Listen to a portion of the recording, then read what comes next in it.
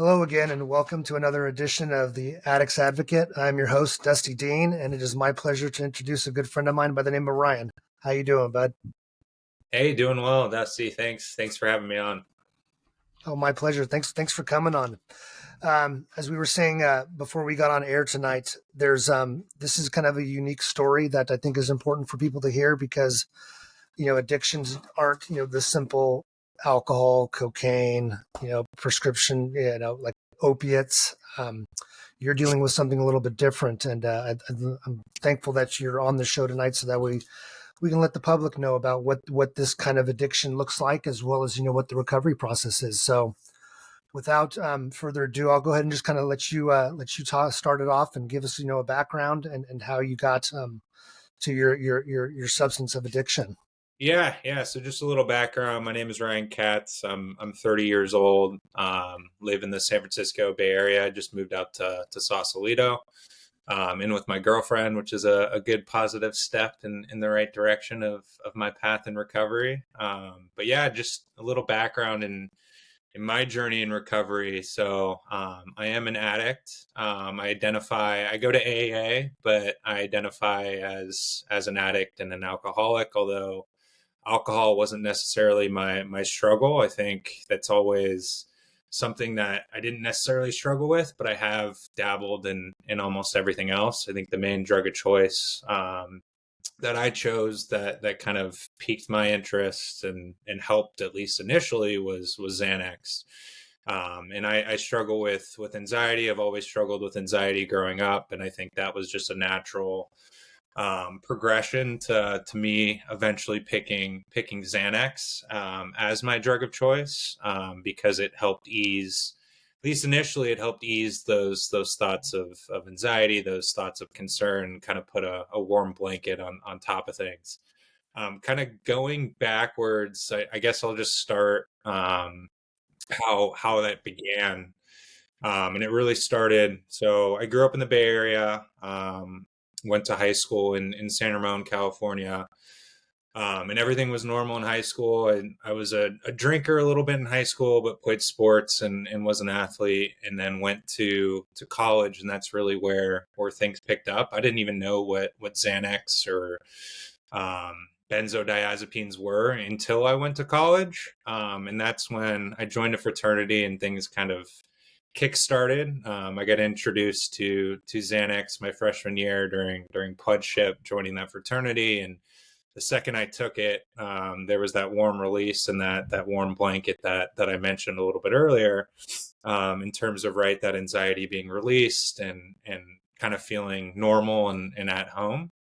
And I avoided Xanax for a while. I think, although it piqued my interest initially, I was focused on other things related to school, to playing sports in college, and attending Indiana University in the Midwest. So there was a lot of other things to do, but it really started to pick up when I was a senior and kind of got my hands on a little bit of money from working and started buying Xanax. And that's where really things started to pick up. Instead of people offering it to me or introducing me to drugs, this was my first time of actually getting a hold of it, and things went really rampant really fast, to the point of burning down relationships, burning down friends, went down kind of that wrong path that senior year of high school. And luckily I ended up getting a consulting job out of school, and things were, I mean, they weren't great, but they weren't like peak addiction. I wasn't in a program. I wasn't introduced to AA or Alcoholics Anonymous or any of my rehab stints that I'll touch on in a second. But I think after I graduated and started a consulting career, that was kind of game on for me to have my own money and do what I wanted. And I saw a shrink right away and told him I had flight anxiety and lied to get a Xanax prescription. And that's where things kind of started to peak off. I really started using that Xanax prescription. I would go through it probably in 2 days worth, and that left me finding drugs off the street or through friends, or who I thought were friends at the time. And things started to really pick up, and then those consequences happened. could go through a list of different consequences, but seizures, being fired from jobs, just complete demoralization was really the name of the game at that point. And that was my first kind of introduction to rehab. Probably a couple years after I graduated college, my parents sent me to Newbridge in Berkeley, California.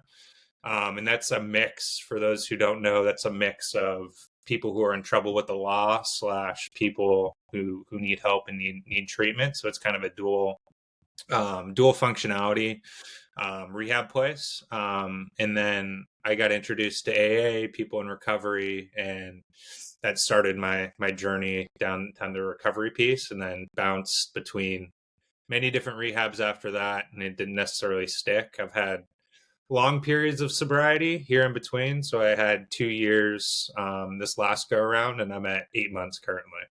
So I know that's a quick synopsis, but I jumped around a little bit. But any questions you have related to that? Yeah, no, I appreciate it. I bet you that, I mean, the seizures must have been scary. Were they scary Mhm. enough to kind of kick you to get help, or was it just, They you just were, learned to but manage them? at that point in time, and especially right, Xanax being the drug of choice, it kind of gets rid of all inhibitions or all cares in the Right. world. So I think that was definitely a factor in me really just not giving a fuck in my life at that point in time. I mean, I was in my young 20s, didn't really care what happened, didn't care if I lost a job, didn't care if I showed up to my job messed up. I was actually on a trip with a work colleague in Israel, and I was using Xanax pretty hard up into that point, and I didn't bring Xanax on the trip with me. So I ended up having a seizure in the middle of nowhere, which was scary. That Ugh, led me to lying, right? The period of lying through addiction. I know that's a common theme, but right, being in the hospital, not telling them, right, being in a foreign country, an uncomfortable place, not wanting to tell them I was on Xanax. So they were doing all these tests on me, thinking I was epileptic, when in the back of my head, right, I knew that yeah. whole time that it was is Xanax, and I was just probably too afraid to admit it at that point. But yeah, no, it got scary. Car accidents. I drove from Tahoe down to LA where I was living at the time, and I was just taking Xanax while driving, and I fell asleep at the wheel and flipped my car 3 times.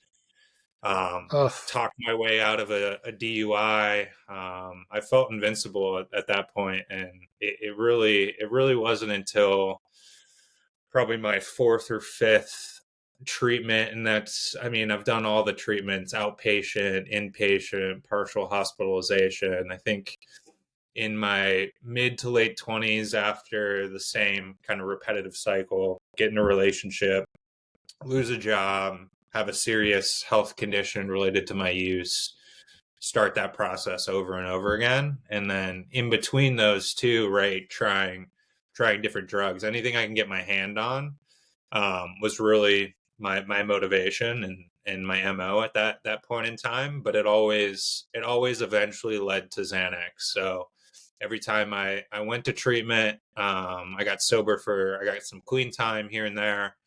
And then it always led to me seeking something else out, whether that was Adderall, going on the dark web and buying what I thought was Adderall and Xanax, which was cut with stuff, and kind of the whole process over and over again. wow. Yeah, sounds like some scary circumstances in your life. That but I get it. Addiction, we find ways around it, and I think, like you said, right, with an anxiety medication, you just basically like, whatever, I'll figure it out, Yeah. and there was no sense of consequence anymore in your life, right? At least when you were on, right? Um, Hmm. has your was your family aware? Were they know that you were Yeah. struggling? My family was aware, and they've been very, very supportive throughout this process. I think my mom, I have a close relationship with my mom and all my parents and all my family, but my mom could tell immediately, just by looking at my eyes was always the sign, when I was using drugs, or, I mean, drugs in Xanax, or any other drug. She could always tell. And it definitely put a hindrance on our relationship. I kind of operated at arm's length because I knew if she saw me, she would know I was under the influence of some sort.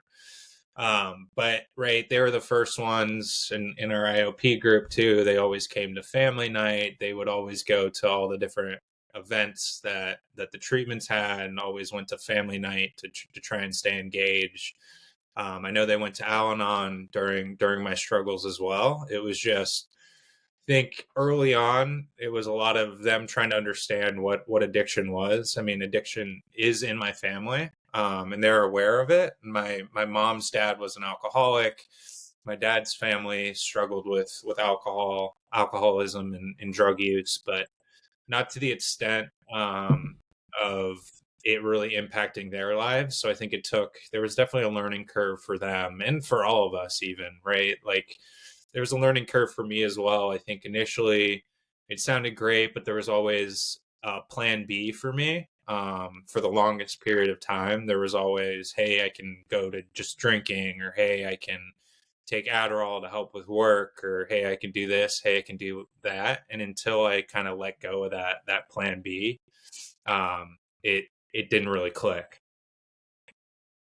Yeah, you brought up a couple good points. One was the sense of isolation, right? This arm's length, and I would always get extremely busy, right? Just so that way nobody could really interface with me too much. It was a sense Mm-hmm. of, that way they wouldn't be able to tell the state that I was in. Um, and and yeah, you isolate because then it always gives you the out, right? You can always go and get what Mm-hmm. you need when you need to get it, right? And there's no more accountability. But you bring up something important too, that obviously there was a mental health aspect to this that was really driving the addiction, right? Some people say that, you get addiction and then you have mental health consequences, but it's a circular thing, right? And your mental health was obviously struggling for some time, and you found through your own means just a way to manage it, right? Mm-hmm. And that's what a lot of 100%. us do, right? We're resourceful. How do you feel now in recovery? I mean, I guess even looking back before you relapsed, what do you think is going to make you stay sober now versus the times before? Yeah, and it's difficult, right? Especially with Xanax. I mean, any drug that makes you feel different, even alcohol, it's all the same, but it really numbs out. I really have to learn how to feel things differently, and differently is the new normal, but I forgot what normal was, right? I didn't have 10 years of sobriety, or I don't really remember what normal feels like because I was using drugs and substances, or some kratom, whatever it was that I could get my hands on. I was using that to feel something different, and that different was to feel not normal. And right, depression and anxiety were those symptoms at first that helped mask it, and it worked for a while. But then, right, the depression gets way worse. The anxiety, you're constantly withdrawing, and then the anxiety's a tenfold, and then you're using even more to try and combat that.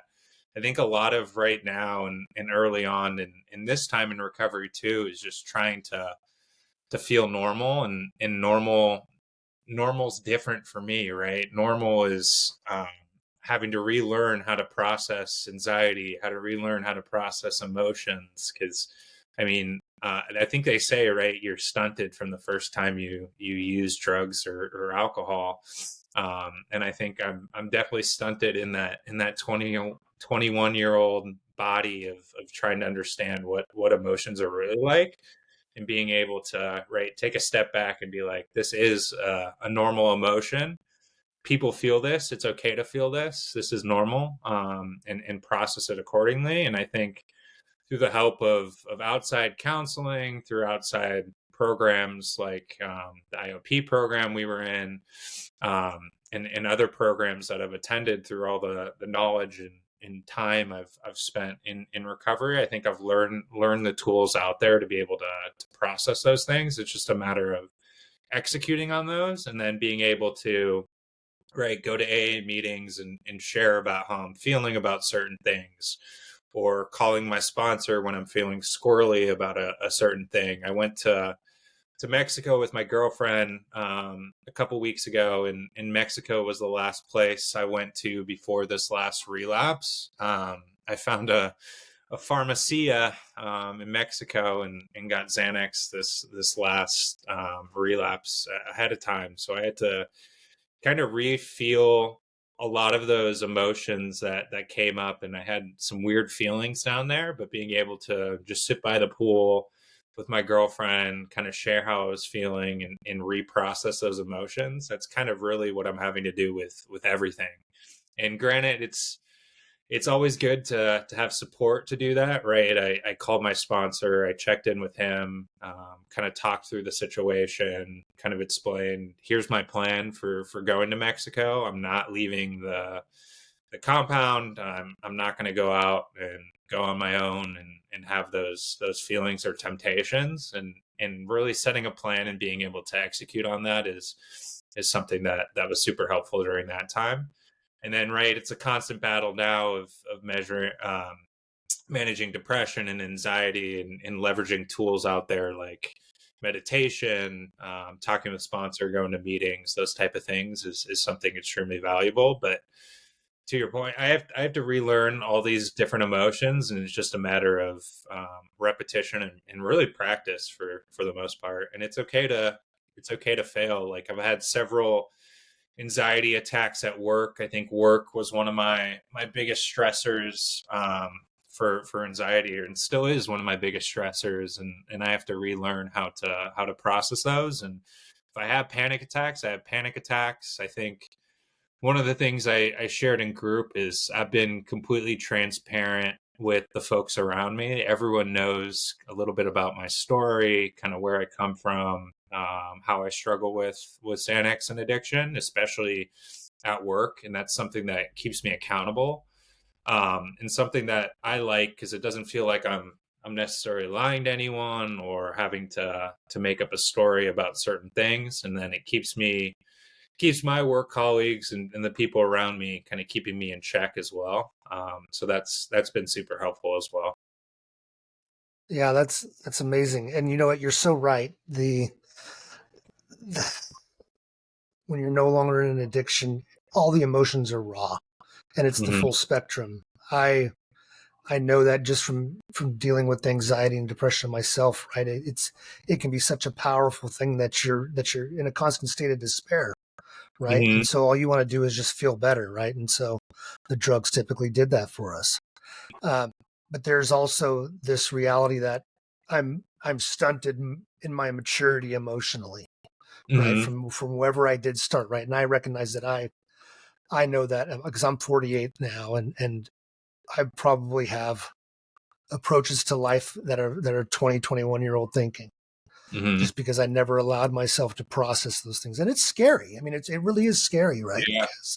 Because it hurts to feel some of these things. And if you're emotional, I know I'm an emotional beast that it can consume.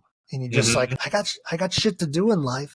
I don't want to sit here and be consumed by this, and not find a way to just, get on with it. Right. And especially if you surround yourself with people that aren't in that level of depth in their emotions, right? Mm-hmm. Neither good nor bad. It's just different, and it is what it is. But it sounds like, I think, for me, and kind of like it sounds like for you, is that really, trying to recognize that chemical imbalance and getting Mm-hmm. the things, from a mental health perspective corrected, even if it's a couple small pills a day. I tell you, for me, it's been a godsend. It's been a godsend. It starts, shaving off that razor's edge a little bit for me, Yeah. and it's just allowed me to be present. And yeah, it's been a blessing, and I've gone down that route before a few times, and unfortunately, the medicines weren't right, and I think I was just impatient. Mm-hmm. That with going into a dual diagnosis type of inpatient treatment for 30 days, it allowed me to basically get clean, work on manipulating my medicines to find the right thing, and Yeah. so here we are. It's the first time I've ever been this sober this long from Mm-hmm. anything, since I was Congrats. 18, That's 19 huge. years old. Thanks, man. I think we're similar sobriety time, so that's Yeah. awesome. Coming up Yeah. on 8 months, right? Yeah. Yeah. Yeah. And then one other thing I Uh, didn't mention too, is right. It's so tough when you're using down. I mean, even uppers too, downers, uppers, and you're in that constant withdrawal cycle. Like the depression is on steroids. Like for me right. personally, like I couldn't get out of that unless either something big happened or I was completely removed from those drugs or alcohol or substances and I was put in an inpatient center. Like there was no in between. I had to be physically removed from that situation and then be isolated from those drugs or alcohol to get clear minded, get somewhat back to normal, stop feeling those constant withdrawals, but also stop feeling that depression. Because usually, for me, the depression subsided right when I was probably a couple weeks after being removed and clean and sober. The depression subsided. The anxiety was there, but at least that depression and that willingness to do stuff went away once I was removed from the situation. So, like a lot of people, I can't recommend inpatient treatment more enough. At least for me, that was something that I needed to be able to be separated from those drugs and alcohol for a period of time in order to get kind of clear headed and back on the right track. Yeah, I had attempted over the month of August of last year to because I went and admitted myself in the ER. I talked to a psychiatrist. I was starting to give him prescription and things like that, but it wasn't enough. I mean, as much as Mm. I wanted it to be because I wanted to get on with life, it just wasn't enough. And I constantly was cycling just benders after bender after bender after bender. And it was just to the point where it was like August 21. I'm like, I'm done. I'm like, go throw Mm. me in a room and, and lock the door and forget the key for a while because I need tough, tough, tough love. Yep. And I have a friend of mine that I met in treatment that, he told me, he's like, he was in treatment 11 times, inpatient 11 times in 2023, just because as soon as he left there, the Yep. depression was so overwhelming and he couldn't get it figured out right that it would cause him to relapse hard. But he would be barely a day into rehab and he'd basically he'd have somebody drive him to ER just because he Yeah. knew that he couldn't cure the cycle that way, even though he had no other choice. He didn't know the other options, and even the inpatient was giving him a hard time. It's just as far as Hmm. it allowed him like almost a vacation, if you will, but life and all the familiar realities of things, right? When you go back to where you were, it's just they're so strong. And again, if you're in an addiction for 20 plus years, is really 30 days going to do anything for anybody? The reality of Yeah. it is no, right? You, Yeah. you It's a need, small blip in people's lives, and I think that's. I mean, I've done partial hospitalization, IOP, inpatient, done a sober living environment, and I've done bits and pieces of those each time. I think right this time I tried to do something different with going to inpatient rehab, then going to IOP, then seeing a therapist, then doing AA. So trying to kind of piece everything I learned together and try and do things different each time. And it's not like if you relapse too, you lose all that information either. right, I mean, your time right. starts over, but you're not starting from square one either. So. Yeah, no, you definitely can't unlearn it. And I think that that's why, that's a slippery slope too, right? Because someone that goes into relapse, they all of a sudden have this massive guilt and shame because they know better in a sense, right? They Mhm. know better, but they still Mhm. can't shake it, right? That gets scary too, because then people can fall off the deep end really hard. And we know it's a progressive disease and, it could end up with dire consequences. Mhm. Um, what has been, what has been valuable to you in your rehabilitation education? What is it that you carry with you on a daily basis, whether it be, simply routines, um, habits that you've picked up, positive Mhm. ones? What is it that you're doing that makes you Yeah, feel like you're going to be more successful? yeah, and I learned a lot of this from having a sponsor, working the steps with my sponsor. But what's kept me sober this last 8 months, and then what kept me sober those 2 years that I had was first thing in the morning, waking up, getting on my hands and knees. I'm not a big religious person. I'm not a big prayer person, but trying to get outside my own head get on the ground and pray a little bit, or get outside my head and say, hey, God, please grant me the serenity, even if it's just the serenity prayer for the morning, or whatever I'm feeling, whatever God or my higher power speaks to me, I'll do that in the morning. I'll also do a gratitude list in the morning. So what am I thankful for? That I struggle with on a day-to-day basis. It's hard to live in gratitude, but it's something that also gets you outside your own self, gets you outside of, right. Usually I want to wake up in the morning. First thing I think about is what do I need to do today for work? But it helps me kind of think of, what am I grateful for? What do I have today? Because my life is really great in today's standpoint compared to where things were. And then I like to do a nightly reflection. So how did I do for the day? Is there any amends I need to make today? Did I piss anyone off? Do I need to kind of fix anything um, that myself run riot for the day? Do I need to fix anything for that period of the day? And then in that nightly reflection, I get a good idea of how my recovery was for that day. Was I struggling with certain things? Was my anxiety high? Was my depression really high? And usually that correlates to me not going to a meeting for a while. I haven't been to a meeting because I've been sick. And for me, meetings are very crucial for my recovery. I go to Alcoholics Anonymous. And I can tell I'm a little on edge. I'm a little squirrely because I haven't been to a meeting, and that nightly reflection helps me kind of get back on my feet, understand what I need to be doing differently, because it's really a daily battle. And I think I I hate the words, right? It's one day at a time, but it is so true, right? If you can accomplish even just one tiny task, especially early in recovery, right? Even if it's making your bed, brushing your teeth, like all that is something to be grateful for, because I wasn't doing any of that when I was drinking and using. That's for sure. And any small task that puts you in the right direction, puts you being a better person, to me is a success, and a success story, even if it's just something small for the day.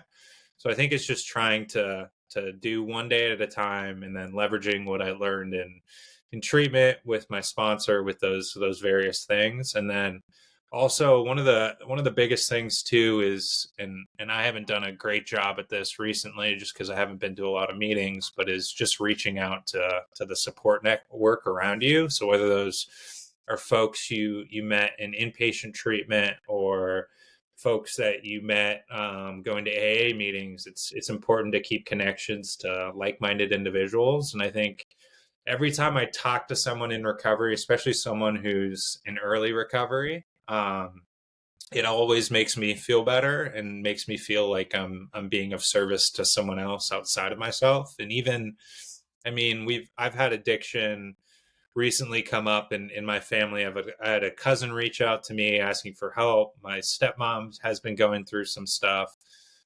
So even just being of service to even people who aren't in recovery is something that can absolutely help, and just keeps you in that recovery mindset to remind yourself that there's something bigger out there than just yourself. But right, without me being sober, I can't help anyone else. So it comes down to, I have to be a little selfish sometimes too, but also getting outside myself is important. No, that's beautiful. And what I think what you become, right, is a beacon of hope. And Mm-hmm. you make the daunting reality of going into inpatient, going through all these steps and everything, you make it less daunting, right? Mm-hmm. It's less scary. You brought up some good points, and you're impressing me, man, because you really are, your bookstone, your book ending your day with wonderful things, right? This gratitude in the morning, these nightly reflections at the end of the day. And gratitude is interesting because I know that for myself personally in addiction, right, everything was about here, right? And then as soon as I basically came out of it, right, I was like, oh, well, this is Mm-hmm. actually not so bad. This is pretty good, right? And you, Mm-hmm. yeah, there's a balance, right? When you're in addiction, right, you're definitely selfish, but when you're out of addiction, right, there's about self care, and I think that's important. But having the community around you, and recognizing that there's an empathy there, right? There's an understanding. It's invaluable. It really is invaluable. Um, so obviously the sober community has been a cornerstone for you, and it has for me. It's one of the reasons what motivated me to start this podcast was because I knew that there were just people in this world that were battling with this, Mm-hmm. and are afraid to talk to somebody, don't even know what it looks like, Mm-hmm. um, and everybody around them is just going, "Well, just stop. It's that easy. Just stop." Yep. Right? And you're like, "I'm going to strangle you." We can't just stop. We've all thought about that. It doesn't work. We tried every method possible. Trust me. Right. Right. Um, so that's wonderful. And I think, yeah, the nightly reflections, because I do think that that's something that people neglect or don't realize about people that are in addiction, is that we're highly aware. We're highly Mm, acute thinking. We are, because again, the studies have shown, right, that a normal person's thinking is like 50,000 thoughts a day, whereas somebody that's an addict is like 80 to 90,000 thoughts a day. yeah. Right. I mean, Yep. we are hyper aware, even when it doesn't seem like we are. Because we've got this voice and this demon constantly inside of us, messing with us and trying to help us manage and such. What's what's been surprising to you about being in sobriety? What's realizations, things that maybe, for example, like maybe you had a myth about sobriety that just proved out to be just completely wrong, or you were afraid that if I become sober, I'm going to be this type of person. Yeah. What goes through your head?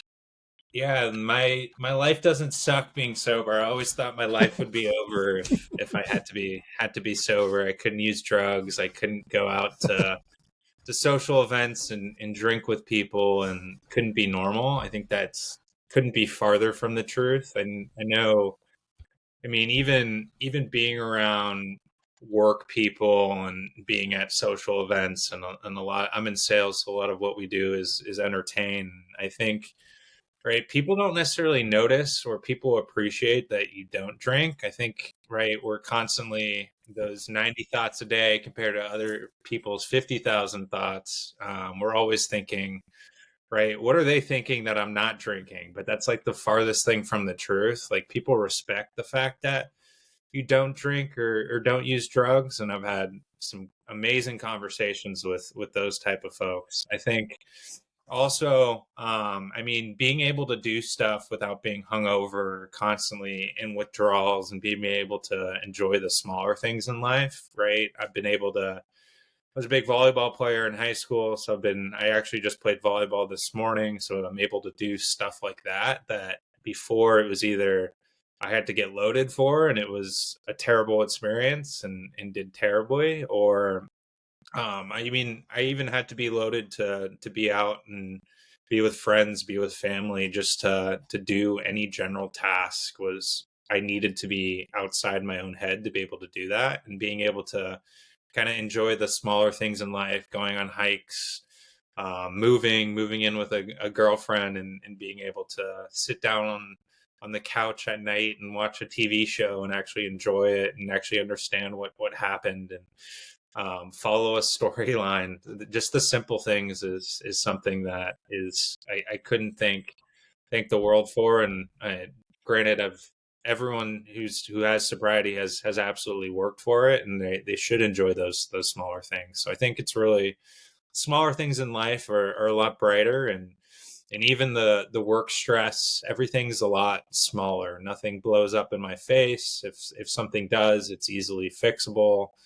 I had some DMV issues that I would have in the past used over for, right? You had to pay a late penalty for some registration that didn't go through, and that would have been throw my hands up in the air. And now it's just, hey, I get to pay it, and I got to go to the DMV early in the morning with my girlfriend, and she got a new ID, and I got to pay the DMV for more money. But hey, it's the small stuff. So, and then I get to pursue passions, right? I own a car. I have a motorcycle that I work on that I love fixing up and riding and just going around town and exploring new areas. So it's the small stuff that I've greatly appreciated, especially this last 8 months. And granted, it hasn't come without challenges. I think a lot I could do a better job of. I definitely sleep a lot when stress. I think sleeping is my big coping mechanism, or character defect, I think they call it. So whenever I have really high anxiety or I feel a little bit tired, I sleep. But you know what? That's where I'm at right now, and that's something that's okay, and it's better than the alternative of sleeping 5 days straight and trying to figure out my life. And after that, taking a couple hour naps is not a bad thing in the scheme of things. I think once we surrender to what we are and who we are, right, there's Mhm. this wonderful ability to accept ourselves and the things where before we would be so hard on ourselves about, right? And I think that that's a beautiful thing, right? I mean, we deserve to, if we're going to love anybody, we should love ourselves first and foremost, right? Mhm. And I like what you said about, everything is a little bit smaller. The gravity of things isn't as heavy as they used to be, even work or a bill to pay, etc. And yes, the small things are pretty awesome. It's before there used to be like, when can we get this thing over with, because I need to go and do my thing, right? Yep. And Yep. now it's It's like, fine. well, I don't have to do my thing anymore, so that's okay. I'm definitely going to steal your "life doesn't suck being sober." I like that. Life Yeah. doesn't suck being sober. That's a big one. I'm probably going to snippet that and post it on Instagram tonight. Please. Um, Please. um, I stole it from someone else. That's the thing in recovery, right? oh, Is I nothing. know, I know. I'll put anonymous as Right. the quote. Yeah. Um, so you said that you've already dealt with some people in your life who've come to you that or recognize that maybe are having issues themselves, right? What are you saying to them? What's the Yeah. thing that yeah Yeah, it's tough, especially when it's your own family. I think there's a big thing in AA rooms that you can't help someone else get sober. So it's yeah pointing them in the right direction and sitting with them, listening to them. I think the biggest thing for me is listening to them, but doing that because I don't want to drain myself out either or trigger myself to lose my sobriety. So I will listen to someone if they're sober or have a period of sobriety or abstinence. Not necessarily a period of abstinence, but I don't want to sit next to someone who's drunk, who's struggling through something, and having to try and guide someone who's drunk and trying to get them in the right direction while they're under the influence. That gets tough, and it causes me anxiety to be able to do that. So being able to point someone in the right direction, take someone to a meeting, like I've offered to take my stepmom. I've jumped on a call with my cousin to try and point him in the right direction for meetings, or jump on a meeting with them. I think that's the biggest thing is showing them what's worked for me in the past, and it's helped me how to have a period of sobriety, and introducing them to folks in the program. And then I really leave it up to them to be able to, right, take it to the next step to see if they're actually willing. Because I know for me, people pointed me in the right direction. People tried to help me get sober. People tried to force me to get sober, and none of that worked. So I think the biggest thing is understanding that it's their own path and their own journey, but pointing them in the right direction to be able to get that help that they need. I think also is, I mean, a lot of it is just sending an open arm and a welcome, say, hey, there's a better life out there. I think I had a friend from high school whose sister's been struggling, and I sent a text message out to her basically saying, hey, if you ever need anything or want to go to a meeting, let me know. And she kind of came back and said, hey, I'm not ready at this point in time. I don't think I have a problem. I think her family around her thought she had a problem, but it's not my place to judge there. I could say, hey, I'm here for you if you need help, and reach out to me if you need anything. And then I can send notes here and there saying, hey, how are things going? But not to chase someone down. I think everyone has their own journey. I know for me, it didn't click until later on. And I think that was just a time and a place and a mental fortitude to be able to do that. So try not to chase other people, but guide them in the right direction and show them things that have worked for me is the biggest thing. yeah no, I like that. I think that's important. Um, it's interesting because when I was dealing with my July, with my August month last year, that was really just was kind of a life changing experience, right? As I went to ER, went and talked to a psychiatrist, started getting on meds and such, and figured that I would just start AA meetings, and start doing that, Mm-hmm. trying to find something in the area that worked. I actually called a hotline to try to get Oh, information nice. on ones in the area, and what was interesting was that, and again, I'm not sure I called the right hotline or not, but I tell you that the first thing out of this person's mouth was that the amount of time that you've been in your addiction, she had said that these meetings are really a maintenance for you. You need to Yeah. do something inpatient. You need to Mm. go in 30 days at least and get yourself completely detoxed and cleaned out.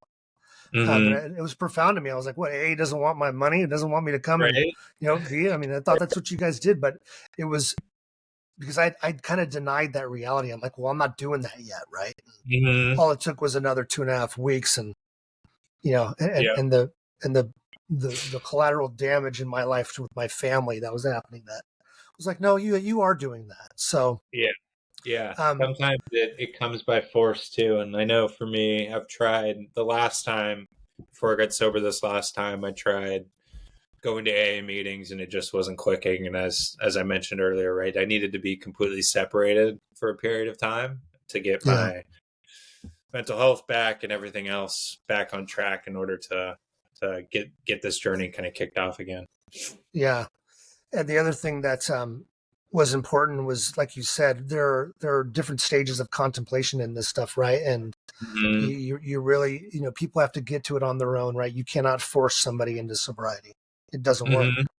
It Which does is not tough, work. especially family members, someone close to Yeah, you. I mean, anyone for that matter. You wanna do it for them, but if yeah, you could do it for someone else, I wouldn't be struggling for it this long. I think I've had good support to be able to help with that, but unfortunately, it comes down to the individual, right? And whether they're yeah, ready or whether I mean, hopefully they have the right resources. Something like this is extremely helpful to point people in the right direction and share what's worked for people, what hasn't.